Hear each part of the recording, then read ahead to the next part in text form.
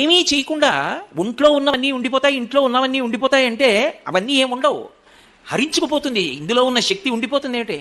కాలమునందు తినేస్తుంది. కాలో జగద్దక్షక లక్ష్మీస్తోజతరంగ భంగ చపలా విద్యుచ్చలం జీవితం తస్మాన్ మాం శరణాగతిం కరుణయా త్వం రక్ష రక్షాధునా అంటారు శంకర్లు. వయసిగతే కక్కామ వికార శుష్కే నీరే కక్కాసార క్షీణే విత్తే కప్పరివారో జ్ఞాతే తత్వే కస్సంసార.